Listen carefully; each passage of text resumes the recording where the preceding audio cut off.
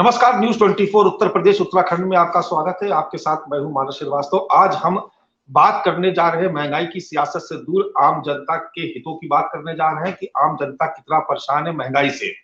महंगाई अब राजनीति में कोई मुद्दा नहीं रह गई।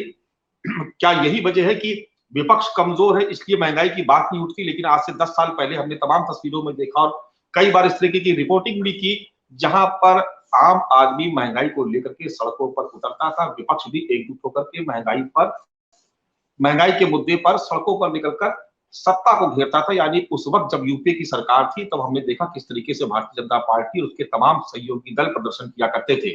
लेकिन बीते 10 सालों में अब उस तरीके के प्रदर्शन नहीं होते। विपक्ष एकजुट होकर के सड़कों पर नहीं निकलता। जब कभी विधानसभा या लोकसभा की कार्रवाई होती है तो सांकेतिक तौर पर भले ही कुछ प्रदर्शन किए जाएं, सदन के भीतर विपक्ष थोड़ा बहुत हल्ला हंगामा कर सकता है, लेकिन जो जिस तरीके से आवाज उठाई जानी चाहिए महंगाई के मुद्दे पर, उस तरह से महंगाई को लेकर के आवाज अब नहीं उठाई जाती। तो क्या राजनीति में अब महंगाई कोई मुद्दा नहीं रह गया है? दूसरी बड़ी बात, सरकारी आंकड़ों में भले ही महंगाई दर कम दिखाई जा रही हो या कम प्रदर्शित हो रही हो, लेकिन इससे अलग जब आप बाजार में निकलते हैं, एक आम उपभोक्ता जब बाजार में निकलता है तो उसको मालूम पड़ता है कि 10 रुपए 20 रुपए किलो बिकने वाला टमाटर अब 100 150 और 200 रुपए किलो तक पहुंच गया है। जो घर के जरूरी सामान है, जो खाद्य पदार्थ है, उनकी कीमतें 1.5 गुना तक बढ़ चुकी हैं और आम आदमी का जीना मुश्किल हो रहा है। उसके जेब पर बोझ बढ़ता जा रहा है, कमाई उस तरीके की हो नहीं रही है। हमारे साथ इस चर्चा में भाग लेने के लिए तमाम खास मेहमान मौजूद हैं, लेकिन हम शुरुआत करेंगे आज अर्थशास्त्री और राजनीतिक विश्लेषक मनीष हिंदवी जी से। मनीष जी, आपसे सबसे पहले ये समझना चाहेंगे कि ये जो महंगाई इस वक्त बढ़ रही है, उस महंगाई के बढ़ने के पीछे वजह क्या है? क्योंकि सरकार जो आंकड़े पेश कर रही है उसके हिसाब से तो जो महंगाई दर है, जो खुदरा महंगाई दर है, वो तो काफी नीचे आ चुकी है। तो फिर ये जरूरी सामान की कीमतों में इतना उछाल क्यों देखने को मिल रहा है? देखिए, एक तो आंकड़ों का खेल है, इससे थोड़ा अलग रहकर चीजों को समझने की जो इंडेक्स बनता है, भारांक होते हैं, ग्रुप बनाए जाते हैं और उनके आधार पर एक इंडेक्स क्रिएट होता है। लेकिन सामान्य तौर पर जो एक आम आदमी का किचन है, वो जिन चीजों से प्रभावित होता है उन पर बात करने की जरूरत है। वो सब्जियां हों, फल, तो मुझे लगता है सामान्य लोअर मिडिल क्लास और मिडिल क्लास के घरों से वैसे भी फल गायब हो गया है। सेब और जो तमाम तरीके के फल हैं वो मुझे लगता नहीं वो रूटीन में खाए जाते हैं। तो हम सब्जियों की बात करेंगे, मसालों की बात करेंगे, दालों की बात करेंगे, तिलहन की बात करेंगे। मैं दो चीजें यहाँ पर आपका ध्यान ले जाना चाहूंगा, मतलब इस जो प्रेजेंट महंगाई है इससे इतर मैं आपकी दो चीजों पर आपका ध्यान ले जाना चाहूंगा। अगर आप नोटिस करें तो हर साल कुछ महीनों में कुछ सब्जियों की डिमांड बढ़ जाती है। कभी प्याज की बढ़ती है, कभी दलहन की बढ़ती है, कभी तिलहन की बढ़ती है। एक बात पर ध्यान कभी किसी का नहीं जा रहा कि हम हमेशा उस पर्टिकुलर समस्या पर तो चर्चा करते हैं। आज हम बैठ के कि टमाटर महंगा हो गया, फिर अभी हो सकता है 3-4 महीने बाद हम बैठकर प्याज पर बात करेंगे, फिर बात करेंगे कि दालें बहुत महंगी हो गई। सवाल इस बात का है कि इतने लंबे अरसे में हम इन चीजों को लेकर एक पॉलिसी क्यों नहीं बना पाए? हम ये क्यों नहीं असेस कर पाते हैं कि कब किस चीज की शॉर्टेज होने वाली है, कब किस चीज की कितनी जरूरत हमें है। जैसे मान लीजिए दालें अचानक से आज कम हो जाए, भारत में प्रोडक्शन कम हो जाए या कोई और कारण हो जाए, तो अगर हम बाहर दाल मंगाना चाहेंगे तो ऑर्डर प्लेस करने से लेके यहाँ आने तक 3 महीने लग जाते हैं। तो उन 3 महीने के दरमियान डिमांड सप्लाई में एक गैप क्रिएट हो जाए। मानस भाई, सबसे बड़ा दुर्भाग्य यह है कि यहाँ पर एग्रीकल्चर को लेकर कोई स्पेसिफिक पॉलिसी है ही नहीं है, ना कभी हमने बनाने की कोशिश की। जब हम बहुत खुश होते हैं तो मंच पर खड़े होकर हमारे नेताजी लोग कर्जा माफ कर देते हैं, बस। सामान ज्यादा हुआ तो किसान को नुकसान है और सामान कम, उपज कम हुई तो जनता को नुकसान है। इस बीच में कहीं ना कहीं बहुत बड़ा झोल पॉलिसी को लेकर है। हम आज भी ये तय नहीं कर पाए कि कितनी हमारी सप्लाई होनी चाहिए, कितनी हमारी डिमांड है, इनके बीच में सामंजस्य कैसे बनेगा। इसका ही नतीजा ये है कि आए दिन किचन डिस्टर्ब रहता है। कोरोना के बाद खासतौर पर, क्योंकि कोरोना में सप्लाई चेन्स ब्रेक कर गई थी, तो वो सप्लाई चेन्स अभी पूरी तरीके से रिकवर नहीं कर पाई है। तो कोरोना के बाद खास तौर से कुछ मार्केट में डिस्टर्बेंस है। लेकिन मैंने कहा नहीं, सबसे बड़ा जो दुर्भाग्य है वो ये है कि हमारे पास इंडस्ट्रियल पॉलिसी है, हमारे पास बैंकिंग को लेकर पॉलिसी है, इंफ्रास्ट्रक्चर को लेकर पॉलिसी है, हमारे पास एग्रीकल्चर को लेकर कोई पॉलिसी नहीं। जी बिल्कुल, ये तो डिमांड काफी समय से पूरा किसान आंदोलन ही इस पे था कि जो एग्रीकल्चर है उसको लेकर के सरकार को एक नीति बनानी चाहिए, जिस तरीके से दूसरे तमाम उद्योगों को लेकर के नीति बनाई गई है। लेकिन ये बात सही है कि दुर्भाग्य कि अभी तक उस दिशा में कोई ठोस कदम नहीं उठाया जा सका। मनीष जी, जिस तरीके से ये महंगाई इस वक्त बढ़ रही है, क्या ये मौसम इसके पीछे जिम्मेदार है या कोई और वजह है कि सरकार समझ नहीं पाई कि अचानक से इतनी कीमतें बढ़ रही हैं, उसको रोकने के लिए पहले से कोई इंतजाम किए जाने चाहिए थे? क्योंकि हम देख रहे हैं कि सिर्फ किसी एक सब्जी में नहीं, अगर आप सब्जियों के अलावा अगर आप मसालों पे जाएंगे तो मसालों के रेट में भी काफी बढ़ोतरी देखने को मिल रही है। दालों के रेट, अरहर की दाल 200 रुपए किलो तक बिक रही है। तो क्या ये एक टाइम फेस है कि इस दौरान चूंकि मौसम चेंज हो रहा है, मानसून आ रहा है, बारिश हो गई, कहीं समय से पहले बारिश हुई, ये एक वजह है या इसके पीछे की कोई और वजह है? वो एक, अगर आप मानसून अच्छा नहीं आता है वो एक समस्या तो है, लेकिन वही टोटल समस्या नहीं है। क्यों क्यों हर साल ये समस्याएं क्यों आती हैं? इसका मतलब कहीं ना कहीं हम सप्लाई को डिमांड के हिसाब से बड़ा, मतलब उसको पकड़ने में हम मैच नहीं करा पा रहे हैं। मैंने कहा सबसे बड़ी जो समस्या है कि हम जब तक ये समस्याएं सर पर नहीं आ जाती हैं, जैसे टमाटर की समस्या आ गई, सरकारों ने कहा कि वो हम उसको दुकानों से बेच देंगे, सस्ता बेच देंगे। सवाल इस बात का है, आप आज तक ये तय ही नहीं कर पाए कि भारत में कितनी टमाटर की डिमांड है, कितनी प्याज की डिमांड है, कितनी दलहन की है, कितनी तिलहन की है, कितनी मसालों की डिमांड कितनी है और हमारी सप्लाई कितनी होनी चाहिए। मानव मैं फिर अपनी बात दोहराता हूं, इसलिए क्योंकि एग्रीकल्चर आपके एजेंडे में है ही नहीं है। एग्रीकल्चर लीस्ट प्रॉफिटेबल प्रोफेशन बनकर रह गया है। आप ये देखिए कि अभी एक सर्वे आया था, उसने बताया कि किसानों की जो एवरेज आय है वो 6700 रुपए के आसपास है। आज के इस समय में जब भारत की प्रति व्यक्ति आय उससे ज्यादा हो चुकी है, तब किसानों की औसत आय, यानी सबसे लीस्ट जो प्रोफेशन, जो सबसे कम पैसा दे रहा है वो है एग्रीकल्चर। किसका मन लगेगा एग्रीकल्चर में?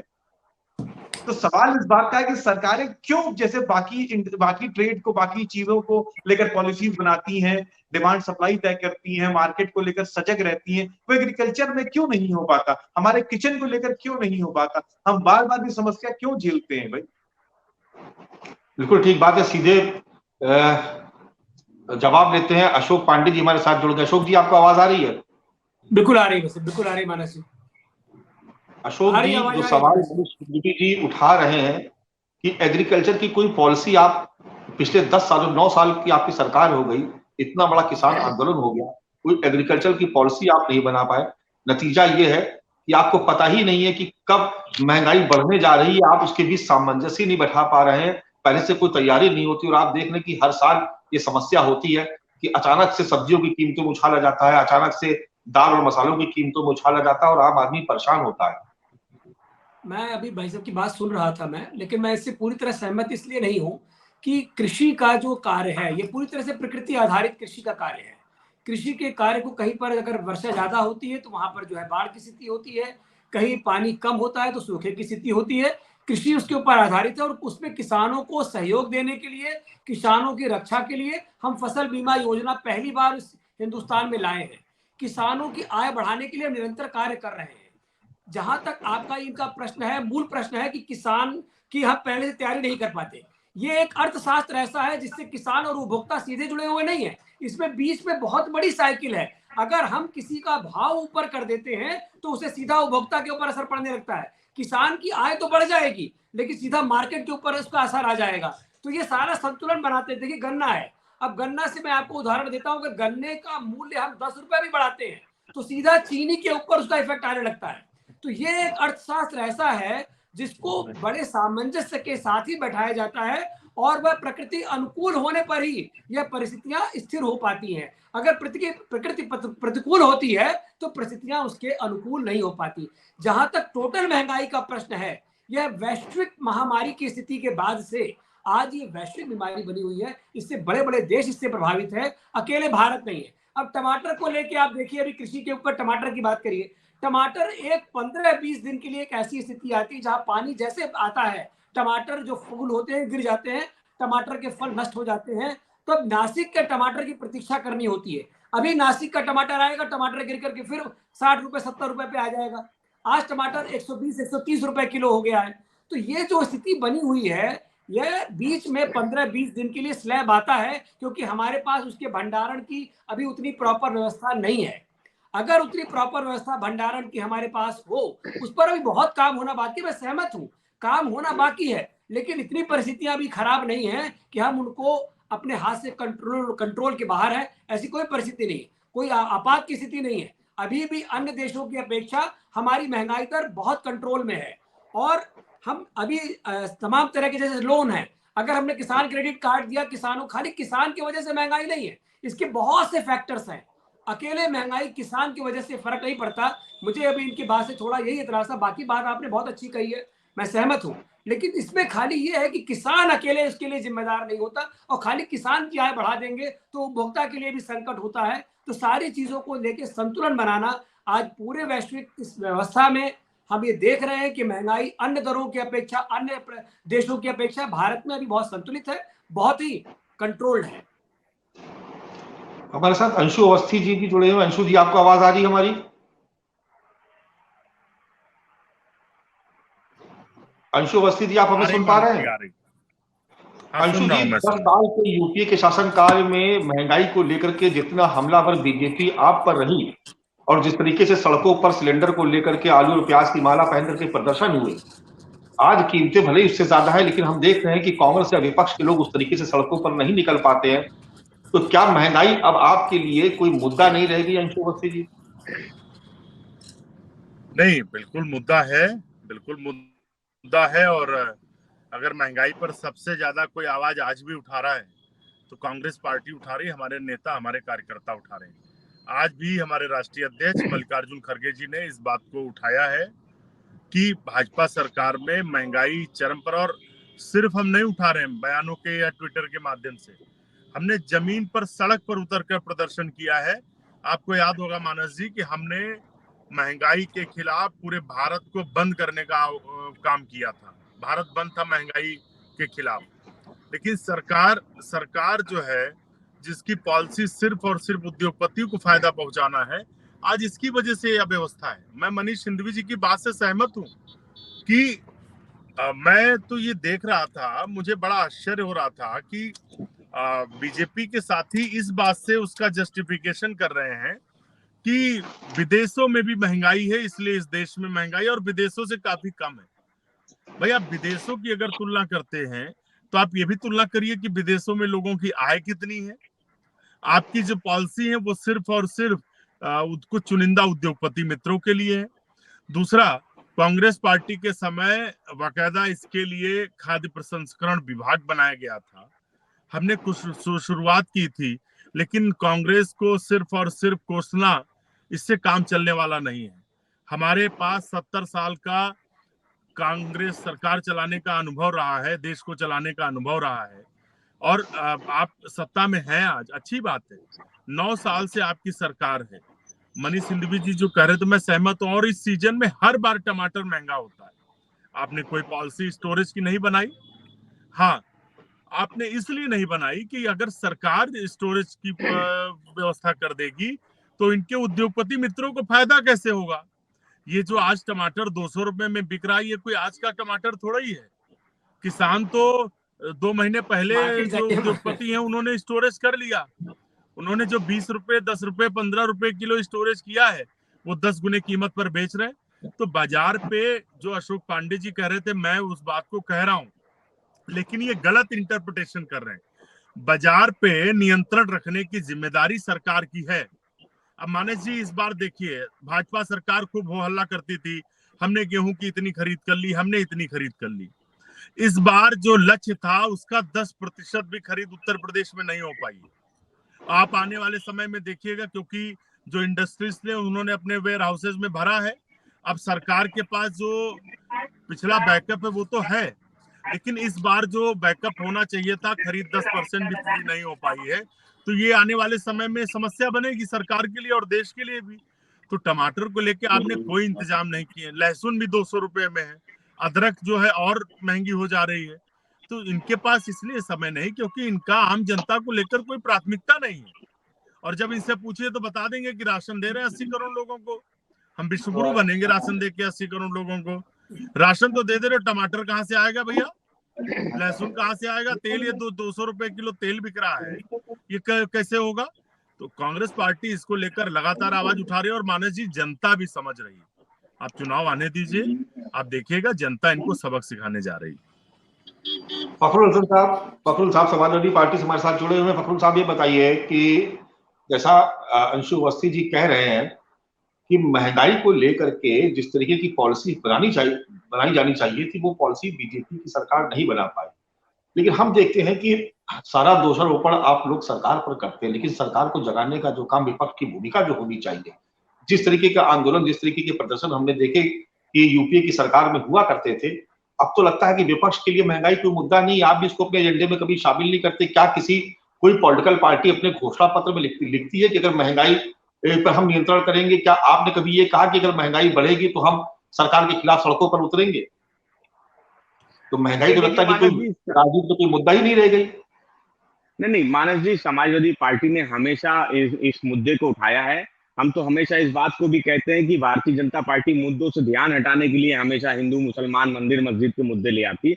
जब आप कह रहे थे कि हम आज सड़क पे नहीं है, तो देखिए मानस जी, बहुत परिवर्तन आया है आज की राजनीति में और जिस समय की यूपीए की राजनीति थी। एक बड़ा परिवर्तन ये है कि उस समय सोशल मीडिया की जो पावर थी वो नहीं थी उतनी जो शक्तिशाली आज मीडिया है या सोशल नेटवर्किंग साइट पे जो जैसे दूसरे नेटवर्क हैं उस पे हैं। जैसे कल आप लखनऊ की ही घटना ले लीजिए कि बलरामपुर हॉस्पिटल के पास एक गड्ढा हो गया था जिसमें कार चली गई।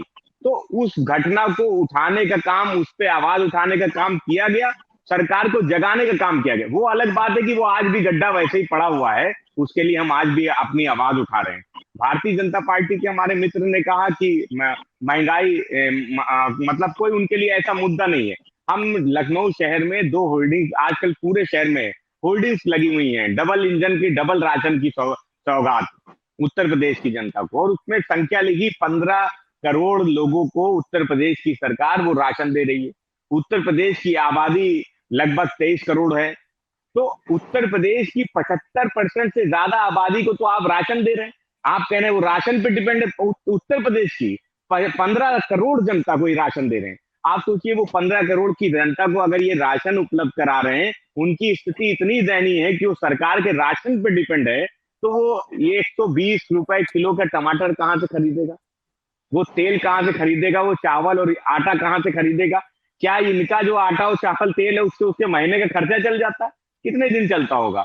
तो जिस प्रदेश की 15 करोड़ की आबादी उत्तर प्रदेश सरकार के राशन पे डिपेंड करती हो, उस सरकार में आज सरसों का तेल की कीमत क्या है देख लीजिए, आटा चावल की कीमत क्या है देख लीजिए, टमाटर प्याज और लहसुन की कीमत क्या है उसको देख लीजिए, सब्जियों के दाम वो आसमान छू चुके हैं। और ये सब इसलिए हो रहा है क्योंकि जमाखोर भारतीय जनता पार्टी में शामिल है, उनको लाइसेंस मिला हुआ है जमाखोरी करने का, भारतीय जनता पार्टी का संरक्षण मिला हुआ है। और जब कीमत बढ़ती है तो भारतीय जनता पार्टी महंगाई के भी फायदे गिनाना शुरू कर देती है। हम लोगों ने पूर्व में भी देखा है कि महंगाई के किस तरीके से तरह तरह के फायदे भारतीय जनता पार्टी की सरकार गिनाती रही है। आज टमाटर के दाम पे जिस तरीके से भारतीय जनता पार्टी के हमारे साथी उत्तर दे रहे हैं, हम तो देख रहे हैं कि उत्तर प्रदेश सरकार का सूचना विभाग का जो बजट है वो 900 करोड़ के लगभग है।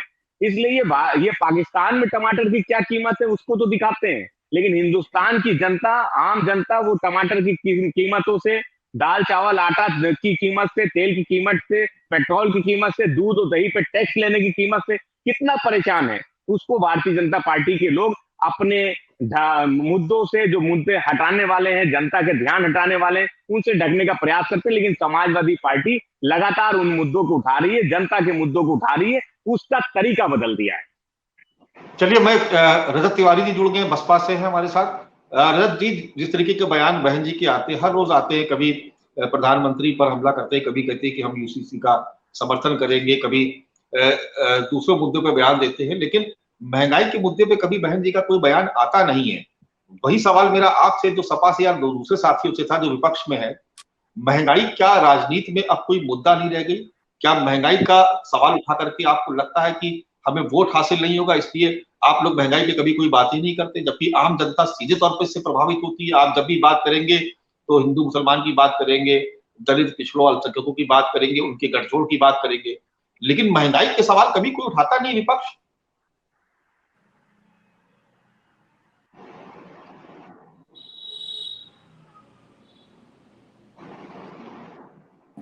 रजत जी, आपकी आवाज नहीं आ रही, या तो आपने अपनी ऑडियो को म्यूट पे डाला हुआ है, एक बार उसको अनम्यूट कर दें। जी जी जी जी जी। अब सुन पा रहे हैं क्या आप मुझे? जी बिल्कुल। जी। तो मैं ये कह रहा था कि समय समय पे आदरणीय बहन जी द्वारा समाज के विभिन्न मुद्दों पे बात की जाती है, जैसे आपने कहा महंगाई पे। तो मैं आपको बता देना चाहता हूँ कि महंगाई का जो स्तर है 2014 से लेकर 2023 में, अगर हम महंगाई का स्तर देखेंगे तो पर ईयर का जो इन्फ्लेशन रेट है वो दिन प्रतिदिन बढ़ता ही चला जा रहा है। 2014 से पहले जो महंगाई का स्तर था और 2023 में जो महंगाई का स्तर है उसमें देखिए काफी वृद्धि आ गई है। 2000 मैं हमारे भाजपा के यहाँ पे वरिष्ठ प्रवक्ता मौजूद हैं अशोक पांडे जी, मैं उनसे एक बात पूछना चाहूंगा। 2014 से पहले एक बहुत बड़ी केंद्र की नेता थी जो सिलेंडर लेके जो सड़कों पे जो बैठती थी और कहती थी सिलेंडर है, और हाथ में चूड़ियां लेके वो घूमती थी और कहती थी कि ये चूड़ियां पहना दी जाए। तो अब पता नहीं मुझे क्यों ऐसे शख्स जो रोडों पे दिखाई नहीं देते हैं। और कुछ दिन पहले, जैसे आजकल सोशल मीडिया का भैया जमाना है, तो कुछ दिन पहले एक रील वायरल हुई थी कि अगर पेट्रोल अगर 1000 रुपए लीटर भी हो जाएगा तब भी मैं इस देश के लिए डलवाऊंगा। तो मैं ये कहना चाहता हूँ आज टमाटर का जो रेट 120 रुपए 200 रुपए हमें खरीदने को मिल रहा है, तो कुछ कुछ घरों से तो टमाटर नाम की सब्जी गायब ही हो गई है। अशोक जी, आप सही सवाल पूछ रहे हैं बसपा के जो नेता हैं। मानस जी, मैं उनका उत्तर देना चाह रहा सरकार सड़कों पर निकलती थी, जब सिलेंडर की कीमत में 10-20 रुपए बढ़ जाते थे तो आप लोग सिलेंडर लेकर सड़कों पे आ जाते थे। आज 1200 का सिलेंडर है जो 400 रुपए में मिला करता था। कोई हम मानस जी यहाँ इनको जरूर दुरुस्त करना चाहेंगे, क्योंकि मुझे ये कहना जरूरी है कि झूठे नारों पर और जाति, क्षेत्र, मत और मजहब के आधार पर समाज को बांटने वाले जो लोग हैं वह आज भी विभाजनकारी नीति पे ही बात करेंगे। हम तब देखिए ये देखिए मुद्दे से अलग हट के बात कही जा रही है आप द्वारा। हम तब भी जो बात करते थे वो मैं आपको एक चीज बता देना चाहता हूँ कि 2000 किस प्रकार की लंबी कतार लगती थी, किस प्रकार की धांधली थी सिलेंडरों में। अब घर बैठे सिलेंडर आपको मिल रहा है, कहीं कोई ब्लैक मार्केटिंग नहीं है। हम तब भी ब्लैक मार्केटिंग के खिलाफ थे और आज भी हमने ब्लैक मार्केटिंग को पूरी तरह समाप्त देखिए पूर्णतः समाप्त हुआ है। अब सारा काम जमीनी हकीकत सीधा खातों और एसी कमरे में बैठ के डिबेट देना, उसमें काफी अंतर है। मैं आपको बता देना चाहता हूँ कि आप बहुत वरिष्ठ हैं मुझसे, परंतु बिचौलियों के खिलाफ थे। हम तब भी व्यवस्था के अरे साहब, बिचौलियों से ज्यादा पैसा तो सरकार ने ले लिया। बिचौलिए 100-200 रुपए लेते थे अशोक जी, आप तो 1200 रुपए में सिलेंडर दे रहे, बिचौलिए तो 100-200 रुपए लेते थे। 800 रुपए बढ़ा दिए क्या बिचौलिए? 2014 से पहले मैं एलपीजी का रेट बताना चाहूंगा 410 रुपए था, और आज वही एलपीजी 1153 रुपए में हम लोग ले रहे हैं। अब सिलेंडर के लिए लाठी चार्ज नहीं है, अब सिलेंडर आपके घर पहुंच रहा है। तब व्यवस्था इतनी दूषित थी कि लाठी भी खाना पड़ता था, यूरिया के लिए भी लाठी खाना पड़ता था। तो आज हमने उन परिस्थितियों को पूरी तरह से, तो साहब इतनी सुविधा मत दीजिए कि हमें 1200 में खरीदना पड़े 400 की चीज। अशोक जी, जहां तक अभी जो बात, जहां तक एक गंभीर मुद्दा उठा हुआ है, मैं चाहता हूं कि वो गंभीर मुद्दा राजनीतिक मोड़ न ले, हम गंभीरता की ही बात रखें। हम बार बार कह रहे हैं कि हम सस्ते लोन को भी हमने दिया है, क्रेडिट कार्ड भी दिया है, सस्ता लोन भी किया है, उसकी रेपो दर भी हमने की है, डाउन की है, सिर्फ इसलिए कि किसी तरह से महंगाई को नियंत्रित किया जा सके। मानस जी, अगर आप एक हफ्ते बाद इसी डिबेट को करते तो टमाटर 60 रुपए होता। हमारे छोटे भाई अंशु जी अभी यहाँ से गायब हो गए हैं, अगर मेरी आवाज वो सुन रहे हो तो आज भी बाजार में 120 रुपए किलो ही टमाटर है, 200 रुपए किलो नहीं है। तो ये मैंने इसीलिए कहा कि झूठे नारों पर, जाति पर, क्षेत्र पर, मत पर, मजहब के आधार पर समाज, भाई साहब मैं आपको अवगत कराना चाहता हूँ, मैं स्वयं 200 रुपए किलो टमाटर लेके आया हूँ। सपा के प्रवक्ता भी मेरे छोटे भाई हैं, मैं पूरे सम्मान पूर्वक कह रहा हूँ। इन्होंने अभी कहा कि 150 करोड़, आज 23 करोड़ से आबादी बढ़ चुकी है। ये बहुत पुरानी बात आप बता रहे हो, वो आंकड़े आपके बहुत पुराने हैं। अब आबादी बता दीजिए आप, नया अशोक जी बता दीजिए, 24 करोड़ मान ले। अगर कोई लोक कल्याण आपको अच्छा नहीं लगता, अगर कोई लोक कल्याणकारी नीति आपको नहीं अच्छी लगती, तो आप उसमें कोई षड्यंत्र करो, ये शोभा नहीं देता, ये शोभा नहीं देता। तो अशोक जी हम आपकी संख्या मान लेते, 24 करोड़ मान ले। 24 करोड़ में आप 15 करोड़ को अगर राशन दे रहे, कितना प्रतिशत आबादी हो गई? कोई आपको अगर कोई आप लोक बताओ। कल्याणकारी नीति आपको अच्छी नहीं लगती तो उसमें नहीं, हम तो आपके नारे साहब वही लोग कल्याणकारी हैं, बहुत हुई महंगाई की मार, अब की बार भाजपा सरकार ना 2 करोड़ रोजगार, समाज का है, बेटी बचाओ बेटी पढ़ाओ का नारा देने वाले लोग, आपके नारे तो हम आपको गिनवा दें। आप भी हैं, हम भी हैं, हम सब के सब उससे प्रभावित हैं। अंशु अवस्थी जी भी हैं, ऐसा नहीं है कि कोई उससे प्रभावित नहीं है, सभी उससे प्रभावित होते हैं। इसलिए इस गंभीरता को हमें बना के रखना है और इस बात की चेष्टा हम कर रहे हैं। मैंने कहा अभी अब 1 हफ्ते बाद होता तो टमाटर गिर जाता, नासिक का टमाटर आने वाला है। मानस जी मैं 20 सेकंड में अपनी बात कह दूंगा, 20 सेकंड में बात कर रहे थे अंशु अवस्थी जी ने अभी एक बात कही, मैं सम्मान पूर्वक उनसे भी कहूंगा कि जो उन्होंने खाद्य प्रसंस्करण स्थान बनाए थे वो सफेद हाथी हैं। उनका कोई एक कारनामा बताइए कि उन्होंने पूरे देश में कोई ऐसी बड़ी चीज दे दी हो। जो खाद्य प्रसंस्करण संस्थान है वो सिर्फ सफेद हाथी के समान साबित हुए, न जाने कितने बंद हो गए, कितने लोग चले गए, क्योंकि उन्होंने कोई ऐसा काम नहीं किया। शीत गृहों की स्थिति बाद में बनाई गई है, आज पीपीपी के मोड पर शीत गृह बन रहे हैं, कुछ समय बाद शीत गृह की समस्या भी समाप्त होगी। जिस तरह से हमने अस्पतालों की समस्या, मानस जी मैं 5 किलो राशन पे एक शेर सुनाना चाहता हूँ, क्या इजाजत है आपकी? हाँ बिल्कुल सुनाइए। मैं एक शेर बताना चाहता हूँ, वाह रे जवाने फितरत तेरी कमाल है, बढ़ती महंगाई का ना कोई ख्याल है, सुबह से शाम तक पसीना बहता है, उस मजदूर की मजदूरी पर सवाल है। देखिए उस मजदूर की मजदूरी पर सवाल है। मैं ये कोई व्यक्ति विशेष अपने ऊपर ना ले, किसी पे तंज नहीं है, परंतु ये चंद लाइनें अपने आप में ही बहुत बड़ा सवाल है और शायद हसन साहब समझ चुके हैं। मुस्कुराहट उनकी बता रही है मुझे क्या कहते हैं। मनीष सिंघवी जी के पास हम जाएंगे, लेकिन एक सवाल जो था, जब मनरेगा इस देश में लागू हुआ तो ये कहा गया कि जो उस वक्त जब महंगाई बढ़ रही थी, यूपीए की सरकार थी, तो तमाम अर्थशास्त्रियों ने ये कहा कि महंगाई इसलिए बढ़ रही है क्योंकि मनरेगा में बहुत सारे लोगों को रोजगार मिला। जब रोजगार मिला तो उनकी थाली में उस तरीके के खाद्यान्न जाने लगे जो वो पहले नहीं खरीद पाते थे। जब डिमांड बढ़ गई तो डिमांड बढ़ने के साथ ही चीजों के दाम बढ़ गए। तो जब चीजों के दाम बढ़े तो कुछ समय बाद, यानी साल 2 साल के बाद, वही चीजें फिर उस मजदूर के हिस्से से गायब हो गई, उसकी थाली से गायब हो गई, क्योंकि उसकी परचेजिंग पावर, उसकी परचेजिंग कैपेसिटी से वो चीजें बाहर हो चुकी थी, क्योंकि डिमांड बढ़ने के साथ साथ वो सप्लाई दुरुस्त नहीं हो पाई, लिहाजा फिर से चीजों के दाम बढ़ गए। मनीष सिंघवी जी, ये एक मैथमेटिक्स है, ये एक गणित है जिसको तमाम अर्थशास्त्री इस तरीके से व्याख्या करते हैं।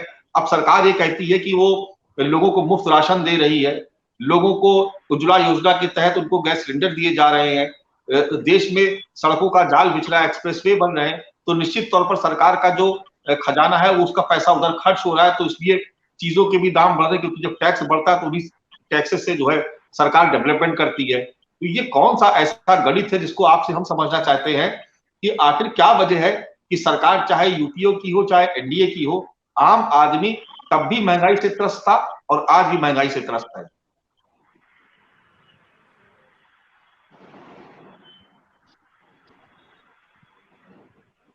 मनीष जी, आपकी ऑडियो नहीं आ रही है।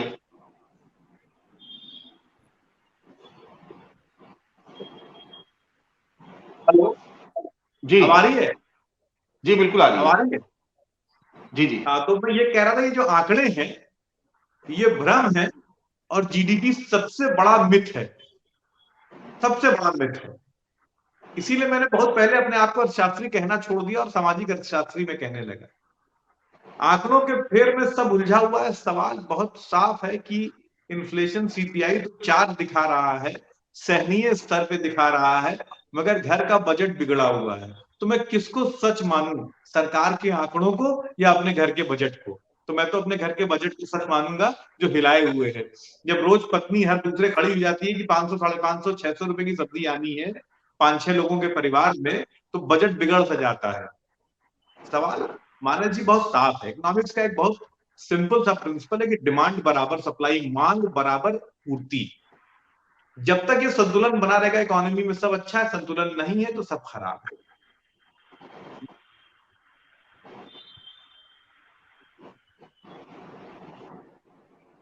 आपकी ऑडियो, मनीष जी आपकी ऑडियो फिर से चली गई है। हेलो जी अब आ रही है। जी जी अरे एक मिनट, बस 1 मिनट। अब आ रही है? जी बिल्कुल क्लियर है। तो मैंने कहा कि यही तो हम इतनी देर से बात कर रहे हैं कि क्या हम ये अब तक क्यों नहीं तय कर पाए इतने सालों में, चाहे सरकार कांग्रेस की हो चाहे भाजपा की हो, कि हमारे यहाँ तिलहन की वास्तविक डिमांड कितनी है, दलहन की वास्तविक डिमांड कितनी है, टमाटर कितना खाया जाता है, किस महीने में खाया जाता है।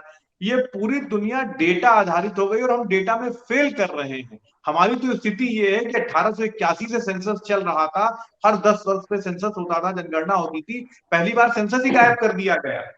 आप तमाम एम्प्लॉयमेंट अनएम्प्लॉयमेंट सर्वे हुआ करता था, वो नहीं हो रहा है। पूरी दुनिया डेटा ज्यादा से ज्यादा कलेक्ट करके उसी हिसाब से पॉलिसी बना रही है और हम डेटा पे कमजोर होते जा रहे हैं। ये पॉलिसी पैरालिसिस, ये नीतियों का जो फेलियर है, इसका कारण है कि डेटा पर काम हमारे क्या नहीं हो रहा है।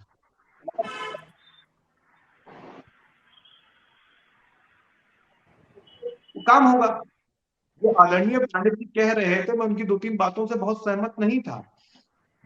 क्यों ब्रिटेन में, क्यों जापान में गेहूं की प्रोडक्टिविटी प्रति एकड़ 8,000-7,000 किलो है पर एकड़, और हमारे यहाँ क्यों 2,500 है? हम इस पर काम क्यों नहीं कर पा रहे हैं?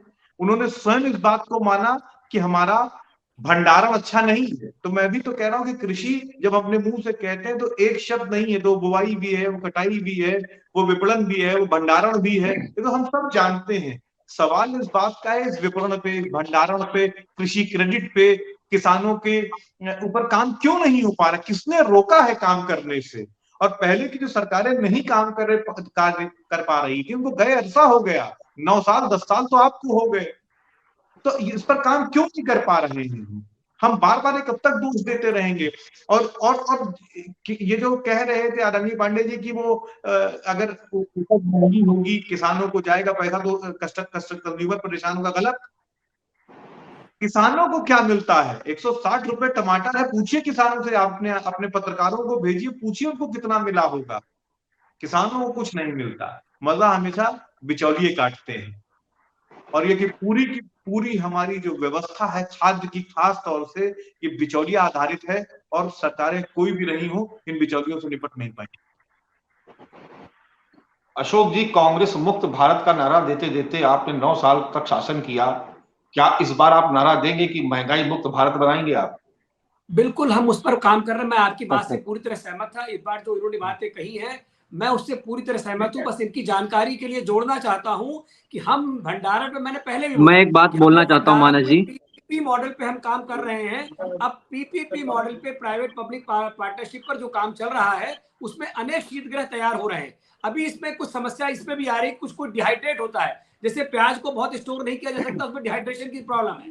टमाटर के अंदर दूसरी प्रॉब्लम है कि वो भी अगर पानी उसका सोख लेगा तो उसको भी बचाना है। तो उसके लिए भी नया प्रोसेस पे काम चल रहा है। आने वाले समय में जैसे हमने अस्पताल दिए हैं, आज अस्पतालों की संख्या हमने 3 गुनी 4 गुनी की है, उसी प्रकार से हम आपको शीतगृह भी देंगे। शीतगृह आएगा।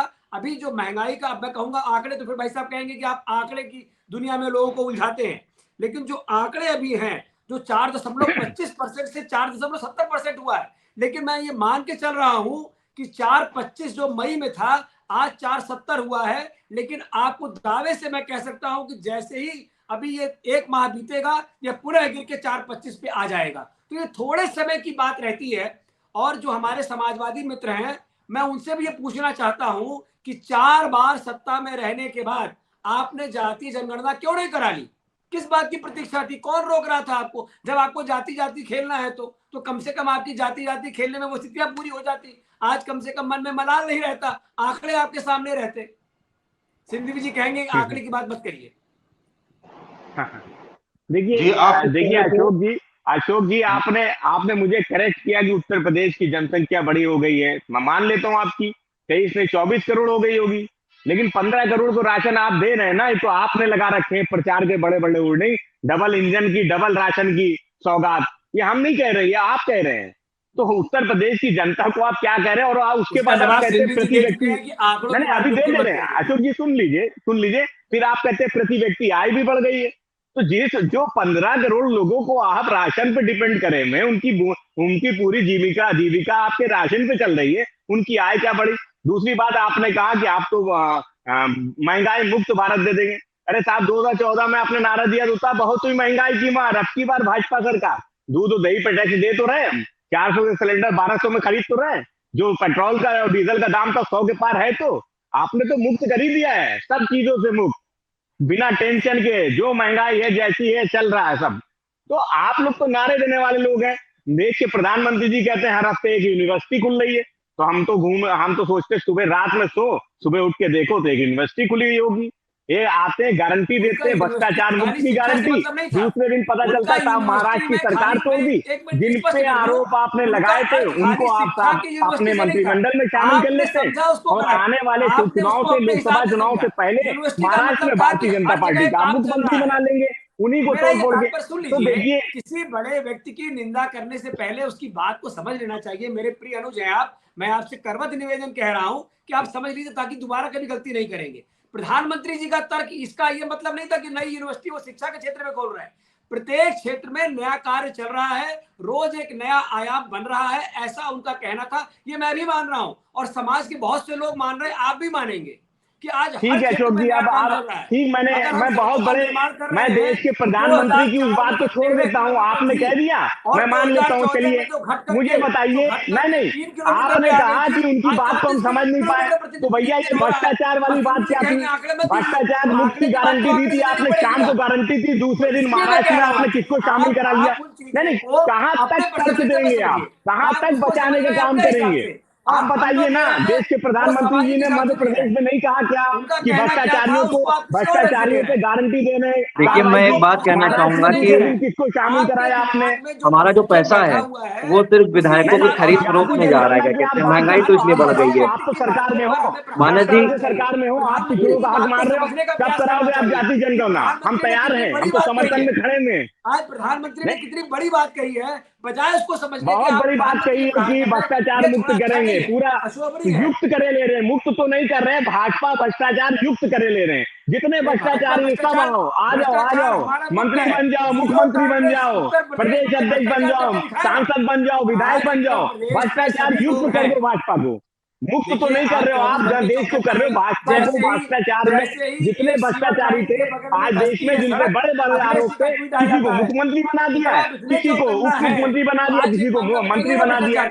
तो आपने तो नारे आज देश देख रहा है, बेटी बचाओ बेटी पढ़ाओ का नारा दिया, साहब बलात्कारियों को पैरोल पे छोड़ना है, बलात्कारियों के मुकदमे वापस लेने, बहनें हमारी वो धरने में बैठी हुई है। हम आपसे किस नारे की को मान लें? हम किस पे भरोसा कर लें? हम आपकी किस बात पे भरोसा कर लें? नौजवानों के रोजगार की बात पे भरोसा कर लें, महंगाई पे बात कर लें, किसानों की आय दुगनी करने के वादे में भरोसा कर लें? अरे भाई कोई गारंटी तो दीजिए, किस गारंटी पे भरोसा कर ले? हम तो आपकी आप एक बात बता दो, 2014 से अब तक हम किस बात की गारंटी कर ले? अखिलेश यादव तुरंत फोटो खींच के भेजते हैं।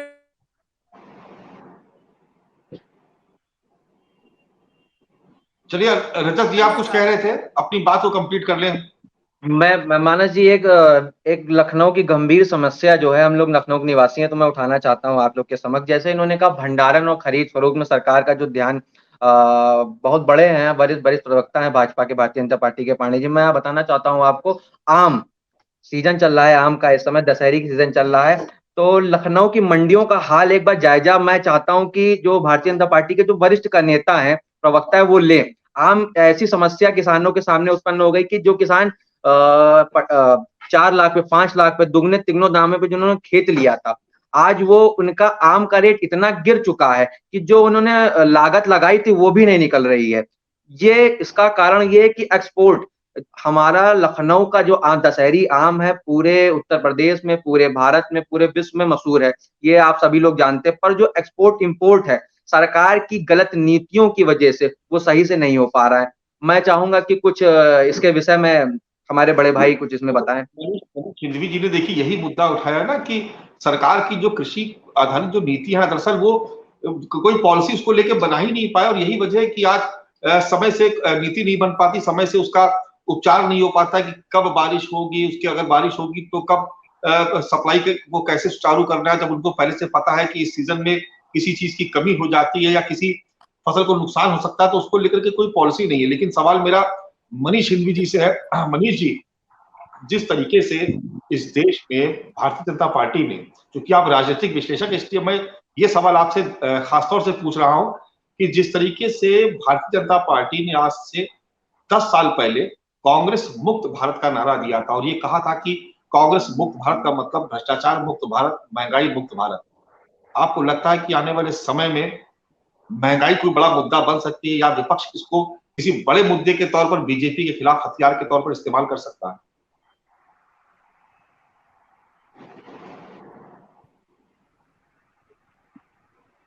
मनीष जी, आपकी ऑडियो में फिर से कुछ प्रॉब्लम आ रही है, प्लीज इसको ठीक कर लें।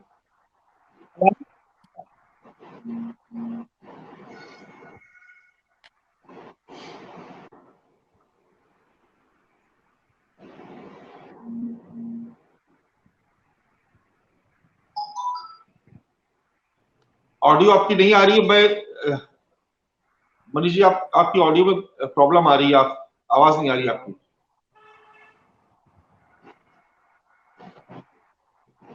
चलिए मनीष जी की जब तक ऑडियो ठीक होती तब तक मैं यही सवाल फखरुल हसन साहब से ले लेता। फखरुल साहब, कांग्रेस मुक्त भारत का नारा देकर के भारतीय जनता पार्टी देश में सत्ता में आई, विगत 9 साल हो गए उसको राज करते हुए। महंगाई मुक्त भारत इस देश में कब नारा इस्टेब्लिश होगा इस देश की राजनीति में कि लोग महंगाई पर बात करें? रोटी कपड़ा और मकान मान रहा है हिंदुस्तान, इन नारों पर सरकारें पलट जाया करती थी। अब तो लगता है कि महंगाई कोई मुद्दा नहीं रहेगी, रोटी कपड़ा और मकान कोई मुद्दा नहीं रह गया। देखिए मानस जी, मैंने अपनी बात के शुरू में इस बात को कहा कि जब सरकारों के सूचना विभाग के बजट बढ़ जाएंगे, जब झूठ का प्रचार और प्रसार करने के बजट बढ़ जाएंगे, तो जनता के जो मुद्दे हैं वो कहीं ना कहीं दब जाएंगे, पीछे चले जाएंगे।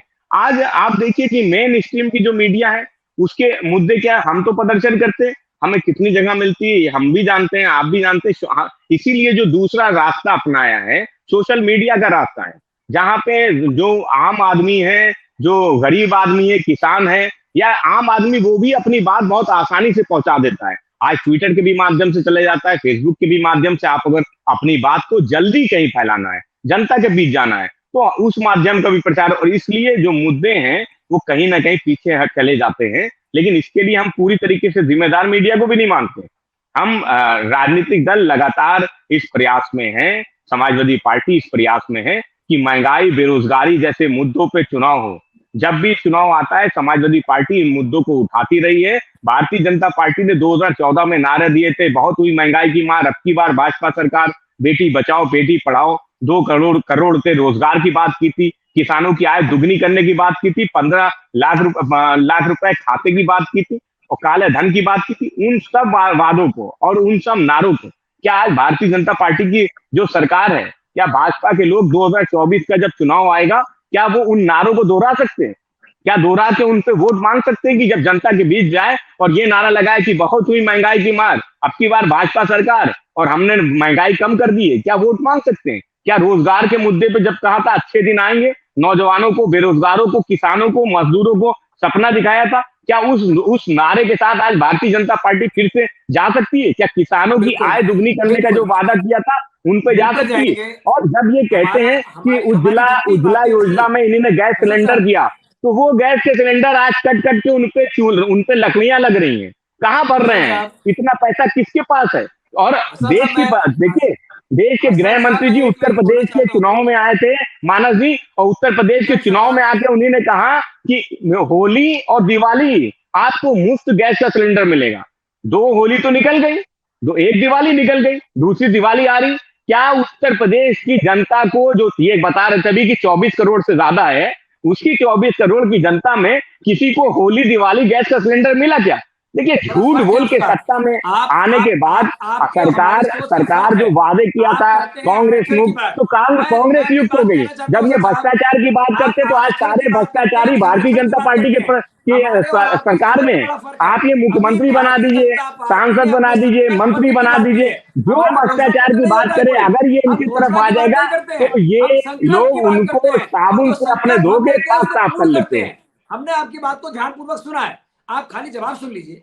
हम घोषणा नहीं करते, हम संकल्प लेते हैं, और जो हमारा संकल्प पत्र है उसको हमने 100% पूरा करने का काम किया है। जो बात आप कह रहे हैं, इन्हीं बातों पर फिर हम जनता के बीच में जाएंगे। हम आरक्षण की बात नहीं करते। अरे साहब पांडे जी, आप बेटी बचाओ बेटी पढ़ाओ का नारा देके बलात्कारियों के समर्थन में खड़े हैं, बलात्कारियों को पैरोल दे रहे हो, बलात्कारियों की सजा को माफ कर रहे हो, यौन उत्पीड़न के आरोपियों के खिलाफ आप उनकी बड़ी बड़ी रैलियां करा रहे हो, और आप बता रहे हो उन नारों के साथ आप फिर से चले जाओगे। आप दे पाओगे बेटी बचाओ बेटी पढ़ाओ का नारा? आपका सांसद तो हम जो काम कर रहे हैं वो जनता के समझने के लिए है, वो विभाजनकारी नीति अपनाने वालों के लिए नहीं है। मध्य प्रदेश में एक दलित आदिवासी पे भारतीय जनता पार्टी के एक युवक ने क्या करने का काम किया है? लूटने का काम किया है। आप लोग देश को बांट के राज करना चाहते हो। आप पिछले दलित अल्पसंख्यक किसान मजदूर मुसलमान हिंदू मुसलमान मंदिर मस्जिद को बांट के राज करना चाहते हो। आप सभी मुद्दों पे चुनाव नहीं लड़ सकते, गारंटी दे रहा हूँ आपको। आप कर्नाटक गए तो थे, कर्नाटक में जाने के बाद देश के प्रधानमंत्री जी कौन से नारे लगा रहे थे? पूरे देश ने देखा था। उनका रिजल्ट क्या रहा वो भी पूरे देश ने देखा था। तो आप मुद्दों में कहाँ बात करते हो? 40% कमीशन पे आपकी कर्नाटक की सरकार चली गई। आने वाले समय में आपकी जहां जहां सरकारें हैं वो जनता आपको मौका देने नहीं जा रही है। अशोक जी, आप यहाँ बैठ के बड़ी बड़ी बातें कर सकते हैं, आंकड़े दिखा सकते हैं, लेकिन जनता आज वो महंगाई और बेरोजगारी पर सवाल पूछ रही है।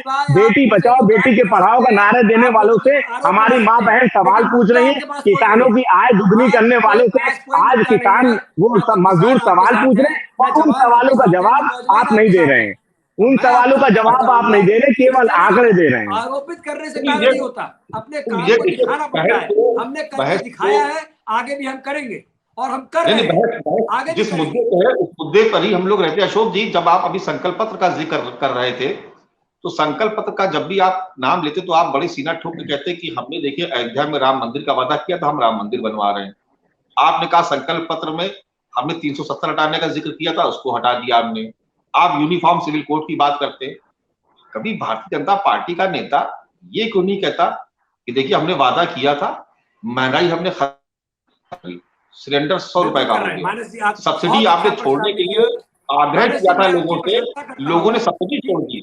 नहीं मानस जी, एक मिनट मानस जी, मुझे कहने दीजिए। आपने बहुत अच्छा प्रश्न किया है, मैं इसके लिए आपको साधुवाद देता हूं कि पूरे डिबेट का सबसे उत्तम प्रश्न आपने आज मेरे सामने भी रखा है, और हम पहले समय से काम कर रहे हैं। हमने आपसे आते ही कहा कि हमने सस्ता लोन उपलब्ध कराने की बात की, हमने आत्मनिर्भर भारत बनाने की बात की, हमने अपने ही क्षेत्र में मेक इन इंडिया की बात की। अगर आज हमारा दर सस्ता नहीं रहेगा, लोन सस्ता नहीं होगा, तो आगे निर्माण क्षेत्र में महंगा हो जाएगा और चीजें महंगी होंगी। तो मकान को महंगा ना होने के लिए हमने रेपो दर कम किया। अभी कहां कम किया? रेपो तो लगातार बढ़ रहा है। कम किया, आंकड़े की बात नहीं है ये। आज हमने लोन के महंगा नहीं होने दिया, और आने वाले महीनों में महंगाई दर भी आपको दिखेगा कि महंगाई दर कम हुई है। मैंने अभी खुद कहा 2 महीने बाद देखेंगे। हम दोनों ही लोग लोन लेकर हम लोगों ने अपना भवन का निर्माण कराया, इसलिए हम लोग को पता है कि रेपो रेट बढ़ा हुआ है। नहीं रेपो रेट कम हो रहा है, हमने उस हिसाब से नहीं बढ़ने दिया, हमने उस हिसाब से नहीं बढ़ने दी। इस बार भी आपने देखा होगा, अभी भी इनकम टैक्स में देखा होगा कि रेपो रेट नहीं बढ़ा। लोन जिसने भी लिया है, आपका रेपो रेट इस बार नहीं बढ़ा है, हमने उसको कंट्रोल किया है। वही मैं कह रहा हूँ कि महंगाई दर से कितनी बढ़ गई हो, लेकिन रेपो हमारे रेट से नहीं बढ़ा। मौजूद है, वो इसका जवाब देंगे। मनीष जी, आप ही अशोक जी को समझा सकते हैं पूरे अर्थशास्त्र को। मैंने तो मानस भाई कहा ना कि जो पिक्चर दिखाई जा रही है, एक जो हम भोग रहे हैं। हमने जब लोन लिया तो हमारी ईएमआई 48,000 थी, बमुश्किल 3 महीने के अंदर LIC होम लोन्स में उसको रिवाइज करके 52,000 कर दी। जब मैंने पूछा 52,000 से कुछ ज्यादा कर दी, लगभग 4,500 बढ़ाया हमारा EMI। तो मैंने पूछा क्यों बढ़ाया? कि वो इंटरेस्ट रेट बढ़ गए तो उसको एडजस्ट करने के लिए आपकी EMI बढ़ा दी गई। तो जब हम स्वतः भोग रहे हैं तो किस बात का अर्थशास्त्र और किस बात के आंकड़े? जब मेरे साथ हो रहा है और अभी घटा है, 5-4 महीना भी नहीं हुआ, तो मैं कैसे मान लूं? और उसके बाद फिर इंटरेस्ट रेट बढ़ा है। अभी उनकी दया दृष्टि कृपा दृष्टि बनी हुई है, उन्होंने EMI को मैं कह रहा था कि अब नहीं बढ़ा है, उसको सरकार ने रोका है। इंटरेस्ट रेट जरूर बढ़ा है, लेकिन हमने उसको रेपो को रोका है। मेरे आवाज जो गई उसके पहले आपने बड़ा महत्वपूर्ण सवाल किया था, मैं उसका जवाब देना चाहता हूँ। बहुत जानकारी, लेकिन ये वो सवाल अभी बैंकों ने रेपो रेट को आगे नहीं बढ़ाया। जिस हिसाब से महंगाई बढ़ी, जिस हिसाब से ब्याज बढ़ा, उस हिसाब से रेपो रेट नहीं बढ़ने दिया गया, क्योंकि निर्माण क्षेत्र महंगा होगा तो पूरे बाजार में बहुत महंगा हो जाएगा। तो हम अशोक महंगाई दर को मनीष कंट्रोल जी की करने का बात सुन काम कर लेते रहे हैं, हैं। उनसे सवाल पूछा था, उनकी पूरी बात कंप्लीट हो जाए, फिर आखिरी में आपसे आपके पास जरूर आए। सवाल किया वो बड़ा गंभीर सवाल था। यूपीए 1 का जो रजीम था वो हाल फिलहाल के वर्षों में सबसे ज्यादा तेज डेवलपमेंट का दौर था। वो यूपीए 2 में सरकार के आपसी डिफरेंसेस की वजह से, जिसकी बारे में बात मैं यहाँ नहीं करूंगा क्योंकि मैं सियासी कोई बात नहीं छेड़ना चाहता, कुछ करप्शन के मसले थे और कुछ इन्फ्लेशन के मसले थे। एक बहुत सोची समझी रणनीति के तहत एक लंबी लड़ाई छेड़ दी गई, चाहे वो अन्ना मूवमेंट रहा हो, चाहे वो केजरीवाल का मूवमेंट रहा हो, चाहे वो बाबा रामदेव का मूवमेंट रहा हो। और जिस तरीके से आपने गढ़ दिया गया था कि ये देश करप्शन और महंगाई में जकड़ सा गया है, और ये बात भी उतनी ही सच निकली कि अगले 5-6 सालों में जब सरकार बदली और वो तमाम करप्शन के मसले धराशायी हो गए, मुंह के बल गिर गए, जितने लोगों पर इल्जाम लगाए थे, चाहे वो 2G का रहा हो, चाहे कोल रहा हो, सब खारिज हो गए, कहीं किसी को कोई सजा नहीं हुई। तो ये तो स्पष्ट हो गया कि वो एक बुलबुला बनाया गया था। लेकिन उस दौर में आप याद करिए, खासतौर से 12 से 14 का दौर याद करिए, जब ये पूरा देश सड़कों पर था और ये मांग कर रहा था कि साहब इस महंगाई और इस भ्रष्टाचार से मुक्ति कब मिलेगी। लेकिन जो लोग इस लड़ाई को बड़े खूबसूरती से पीछे से लड़ रहे थे और जो 14 में सामने आकर खड़े हुए और सत्ता जिनको मिली, वो जानते थे कि ये सवाल उनसे भी पूछा जाएगा और उन्होंने उसकी तैयारी कर ली थी। एक फिल्म आई थी दृश्यम, जिसमें अजय देवगन एक पूरी नैरेटिव सेट करते हैं और सारे लोग उस नैरेटिव में फंस जाते हैं। इन्होंने ये समझ लिया था कि ये नैरेटिव हमको भी सेट करना पड़ेगा, क्योंकि पॉलिसीज कहीं ना कहीं उस पर वो काम ये नहीं कर रहे थे, और वो नैरेटिव सेट हुआ हिंदू मुसलमान का। इनको ये समझ में आया कि जो बाकी मुस्लिम तुष्टीकरण इस देश में चल रहा था, जो लोग मुसलमान मुसलमान मुसलमान कर रहे थे, तो क्यों ना हम हिंदू हिंदू हिंदू करें। और हिंदुओं में सबसे ज्यादा काम अगर इन्होंने किसी पर किया तो ओबीसी पर किया, क्योंकि 40-42-44% की जो आबादी थी उसको इन्होंने एकजुट किया, और यादव को छोड़कर मैक्सिमम ओबीसी भाजपाई हो गया। नतीजा क्या हुआ कि जो जनरल वोट है, जिसको आप समाउंट वोट कहते हैं, वो तो पहले से मैक्सिमम भाजपा में था, और ये ओबीसी जोड़कर ये 45-46% के ऊपर वोटिंग परसेंटेज में चले गए। ये पहली बार ऐसा हुआ कि जो 28 और 30% पे सरकारें बना करती थी, वो 40 और 42% पर, और केंद्र में सरकार 45 और 46% पर बनने लगी। तो इन्होंने पूरा का पूरा मसला पलट दिया, नैरेटिव पलट दिया। अब हम खाली बात करते हैं, जब भी आप याद करिए, जब कर्नाटक कभी हिजाब का मुद्दा चलेगा, कभी मस्जिद का मुद्दा चलेगा, कभी कोई मुद्दा चलेगा, कुछ नहीं चलेगा तो फ्रांस का मुद्दा भारत में चलेगा। ऐसे लग रहा है कि मणिपुर विदेश है और फ्रांस हमारा देश है। कभी कभी यूं सेट होने लगता है, नैरेटिव यूं बनने लगता है। तो जो आपने बहुत बड़ा सवाल उठाया कि बहुत ही खूबसूरती से ये जो मसले थे महंगाई के, बेरोजगारी के, आप 19 का चुनाव याद करिए, जब एनएसओ के एक अधिकारी ने एक ये डेटा लीक किया था कि साहब बेरोजगारी चरम पर है, और उस डेटा को वापस ले लिया गया था और उन महोदय को हटा दिया गया था। हम बहुत ही खूबसूरती से मैंने फिर रिपीट करता हूं अपनी बात, डेटा पे कोई काम नहीं कर रहे हैं, क्योंकि डेटा सामने आएगा तो सच सामने आएगा, और हमें सच सामने नहीं लाना है जब दृश्य जो बना है वो बहुत खूबसूरत है, वो बहुत अच्छा है। इसीलिए अगली जो सब भयावह समस्या है वो 2-3 है। मैं अपनी बात छोटे से मैं कहकर खत्म करूंगा। इंडस्ट्री 4 का जमाना है, आर्टिफिशियल इंटेलिजेंस, ऑटोमेशन, ये चीजें सर पर आकर खड़ी हो गई हैं। बहुत सारी ऐसी नौकरियां हैं जो अगले 10 सालों में चली जाएंगी। क्या हमारी सरकार इस बात के लिए तैयार है कि ये जो बच्चे बेरोजगार होंगे इनको हम कहाँ एडजस्ट करेंगे? नहीं, हमारे पास कोई पॉलिसी नहीं है। पोल्यूशन सबसे बड़ा भयावह कारण होगा अगले 10 सालों में। सबसे ज्यादा मौतें अगर किसी से होंगी तो पोल्यूशन से होंगी। क्या पोल्यूशन हमारे किसी एजेंडे में है? नहीं। मानस भाई, बहुत दुर्भाग्यपूर्ण है कि हम किसी मुद्दे पर बात नहीं कर रहे हैं। हमने एक नैरेटिव सेट कर दिया है, देश मजे से उस नैरेटिव में चल रहा है, कहीं कोई दिक्कत नहीं, मीडिया सेट है, चारों तरफ एक बहुत अच्छा सा माहौल बना हुआ है। चलिए, बहुत शुक्रिया आप सभी मेहमानों का। मैं इसका उत्तर जरूर दूंगा कि फ्रांस का समय असर का बहुत क्या अभाव है। एशिया में फ्रांस नहीं है, फ्रांस का असर नहीं होना चाहिए, जर्मनी का असर यहाँ नहीं होना चाहिए। कबूतर की तरह अगर अपनी आंख बंद कर लेंगे तो बिल्ली हमको नहीं मारेगी। नहीं, मणिपुर का असर लेकिन देश में नहीं होना चाहिए ना। मणिपुर की भी तो बात कीजिए अशोक जी। मनमोहन सिंह का रहा है, मनमोहन भाई, सिंह समय का बहुत अभाव है। मणिपुर की बात करने में क्यों इतना हिचकिचाते हैं भाई अशोक जी? जरूर शामिल होंगे। आप सभी का बहुत बहुत शुक्रिया। मनीष जी आपका शुक्रिया, फखरुल भाई आपका भी बहुत शुक्रिया, अशोक जी आपका की और अंशुल जी हमारे साथ थे, आपका भी बहुत शुक्रिया। आज हम बात कर रहे थे देश में बढ़ती हुई महंगाई की। कांग्रेस मुक्त भारत का नारा देने वाली भारतीय जनता पार्टी क्या इस देश में महंगाई मुक्त भारत का नारा देगी? इसी विषय पर आज हम चर्चा कर रहे थे। कल फिर किसी नए विषय के साथ आपके सामने फिर हाजिर होंगे। तब तक के लिए नमस्कार।